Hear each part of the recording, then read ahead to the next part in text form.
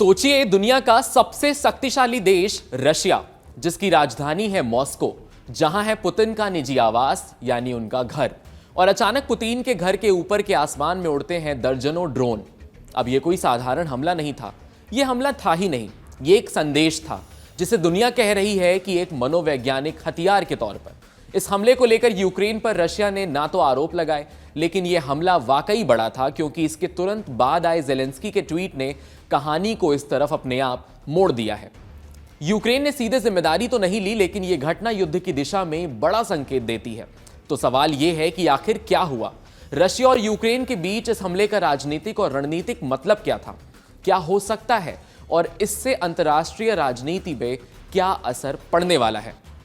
Russia के विदेश मंत्री सार्जेई लावरोव ने बीते दिन कहा कि यूक्रेन ने राष्ट्रपति पुतिन के निजी आवास पर 91 ड्रोन से हमला किया है। यह हमला नोवगोरोड इलाके में स्थित राष्ट्रपति के आधिकारिक निवास को निशाना बनाकर किया गया। बताया गया कि यह घटना 28 से 29 दिसंबर की रात हुई। हालांकि रूस की एयर डिफेंस सिस्टम ने सभी ड्रोन हवा में ही मार गिराए। लावरोव ने इसे यूक्रेन द्वारा पहले से तय किए गए आतंकवादी हमला करार दिया और चेतावनी दी कि ऐसे हमलों को बिना जवाब के नहीं छोड़ा जाएगा। वहीं यूक्रेन के राष्ट्रपति ज़ेलेंस्की ने इन आरोपों को पूरी तरीके से खारिज कर दिया और कहा कि यूक्रेन का पुतिन के किसी भी आवास पर हमला करने का कोई इरादा ही नहीं था। रिपोर्ट्स के अनुसार पुतिन का कथित निजी आवास डॉल्गी बिरोडी नोवगोरोड रीजन के गांव में स्थित है। यह क्षेत्र घने जंगलों और झीलों से घिरा हुआ है और इस पे पुतिन के हाई एंड निजी रिट्रीट के रूप में जाना जाता है। अब बात करते हैं इस आलीशान प्रॉपर्टी की। इस आलीशान प्रॉपर्टी में सोने की सजावट, महंगे फर्नीचर, आधुनिक interior, spa complex, swimming pool, solarium, sauna, massage centre, private dentistry और कॉस्मेटोलॉजी यूनिट जैसी सुविधाएं हैं। इसके अलावा एक बड़ा स्पोर्ट्स और हेल्थ सेंटर भी यहां पर मौजूद है। सुरक्षा की ओर से इस स्थान पर पेंटसिर S1 जैसे एडवांस्ड एयर डिफेंस सिस्टम तैनात हैं, जो ड्रोन और मिसाइल हमलों को रोकने में सक्षम है। यही वजह है कि कथित हमले के बावजूद कोई बड़ा नुकसान फिलहाल दर्ज नहीं हुआ है। रशिया ने इस हमले को सीधे तौर पर यूक्रेन की जिम्मेदारी माना और इसे आतंकवाद का हिस्सा बताया है। रूसी अधिकारियों ने कहा कि यह हमला उनकी सुरक्षा प्रणाली की परीक्षा के लिए था, लेकिन इसे बदलने की तैयारी उन्होंने शुरू कर दी है। वहीं यूक्रेन में इन आरोपों को पूरी तरीके से खारिज कर दिया गया। यूक्रेनी अधिकारियों का कहना है कि वो कहानी मनगढ़ंत बना रहे हैं और इसका इस्तेमाल रशिया स्वयं कर रहा है, क्योंकि उसे अपनी ग्लोबल इमेज को अच्छा दिखाना है। यूक्रेन ने इसे सिर्फ पॉलिटिकल स्टंट का हिस्सा बताया और कहा कि उनका पुतिन के किसी भी निजी निवास पर हमला करने का कोई इरादा ही नहीं है।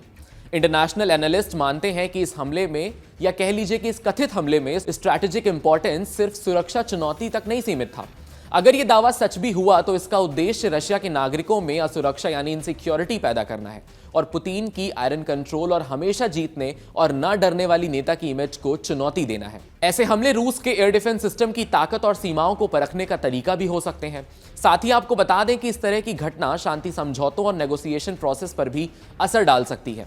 रशिया ने संकेत दिए हैं कि अगर यूक्रेन पर आतंकवादी हमले के आरोपों के बाद ये सिद्ध हो गया तो शांति वार्ता के रुख पर दोबारा से वो विचार करेगा, सोचेगा। इस तरह के हमले या आरोपों का प्रभाव केवल रशिया और यूक्रेन तक सीमित नहीं है। ये इंटरनेशनल कम्युनिटी को भी ये संदेश देता है कि युद्ध की सीमा मोर्चों तक नहीं, बल्कि नेताओं और उनके सुरक्षा तक पहुंच चुकी है। यदि भविष्य में ऐसे हमले बढ़ते हैं तो इससे रशिया पर स्ट्रैटेजिक प्रेशर, रिसोर्स कॉन्स्टेंट और स्ट्रैटेजिक चैलेंजेस बढ़ सकते हैं। इसके अलावा यूक्रेन के लिए ये एक मानसिक युद्ध और संदेश की रणनीति का हिस्सा हो सकता है। तो साफ है, चाहे ये हमला वास्तविक हुआ हो या ना हुआ हो, सिर्फ आरोप हो, दोनों ही मामलों में संदेश साफ है। युद्ध अब सिर्फ मोर्चों तक सीमित नहीं रहा, ये मन, छवि और रणनीति का युद्ध बन चुका है। अब दुनिया की नजरें इस पर टिकी हैं कि रशिया इसका प्रतिक्रिया, इसका रिस्पॉन्स कैसे देता है और क्या इससे युद्ध की दिशा और शांति प्रक्रिया में कोई बड़ा बदलाव आएगा। 91 ड्रोन रशिया की राजधानी के आसमान में उड़ रहे हैं और ये ड्रोन सीधे पुतिन और उनकी सुरक्षा प्रणाली को चुनौती दे रहे हैं कि तैयार रहो। लेकिन यह हमला केवल शारीरिक हमला नहीं था, इसका मकसद रूस की सेना को यह बताना था कि वो अपने दुश्मन को कम ना आंकें। ये वही छोटे और सस्ते ड्रोन हैं जो हमले करके रशिया के महंगे मिसाइल सिस्टम, हजारों सैनिक और 24/7 अलर्ट को सक्रिय करने पर मजबूर करते हैं, जिससे कम लागत में रशिया जैसी सैन्य क्षमता पर भी दबाव पड़ता है।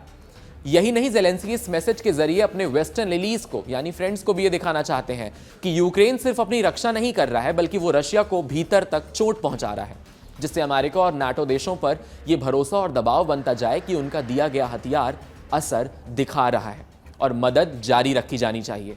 इसके अलावा इस तरह के हमले रशिया के उकसाने का काम भी करते हैं ताकि वो जल्दबाजी में आकर के कोई कदम उठाए और कोई ऐसी गलती कर बैठे जिससे अंतर्राष्ट्रीय फेवरिज्म उसका कम हो जाए और दुनिया में एक बार फिर से एक नए प्रतिबंध उस पर लगाए जाने शुरू हो जाए।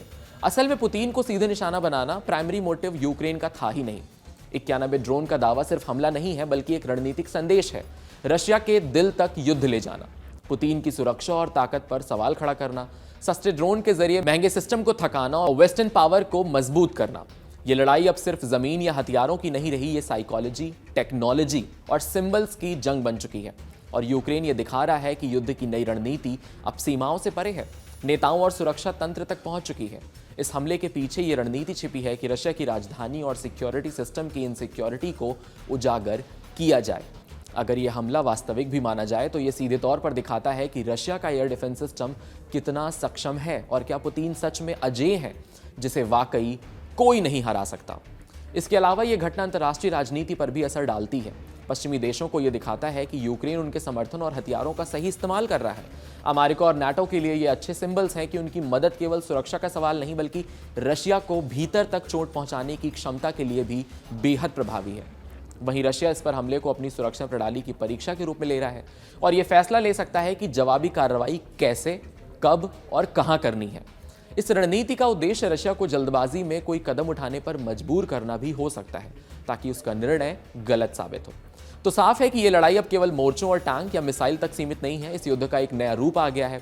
यूक्रेन का मकसद साफ है कि रशिया के दिल तक युद्ध ले जाए, पुतिन की ताकत पर सवाल खड़े करे, सस्ते और छोटे हथियारों से महंगे सिस्टम को थका दे और वेस्टर्न सपोर्ट को मजबूती दे। ये पूरी रणनीति दर्शाती है कि आधुनिक युद्ध अब केवल जमीन या सीमाओं तक सीमित नहीं है बल्कि मन, रणनीति और प्रतीकों के माध्यम से संदेश देने की जंग में बदल चुका है। अब सबसे अहम सवाल तो आपके मन में ये आ रहा होगा कि कौन इसमें फायदे में है और कौन इसमें नुकसान होने वाला है। इस ड्रोन स्वाम या उसके पहले हमले से सबसे बड़ा फायदा यूक्रेन को हो सकता है। उसने एक सस्ते तकनीक और मनोवैज्ञानिक हथियार के जरिए न केवल रूस की सुरक्षा प्रणाली पर दबाव डाला बल्कि पश्चिमी देशों, अमेरिका और नाटो को यह दिखा दिया कि उनका समर्थन कितना असरदार हो रहा है। रशिया पर लागत और संसाधनों का दबाव बढ़ा है। उनकी सेना महंगे एयर डिफेंस सिस्टम लगातार खरीद रही है, मजबूर हो रही है। वहीं रशिया इस स्थिति में लॉस में है। उसकी अजेय सुरक्षा और पुतिन की अजेय छवि वाले पर सवाल खड़े हो रहे हैं।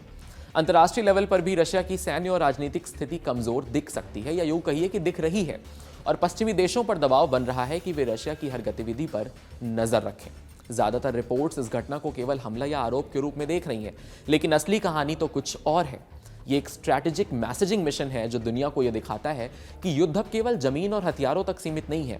इसके जरिए यूक्रेन ने वेस्टर्न अलीज को यह भरोसा दिलाया कि उनका समर्थन सही दिशा में जा रहा है और रशिया की कमजोरी का फायदा उठाने का ये रणनीति काम कर रही है।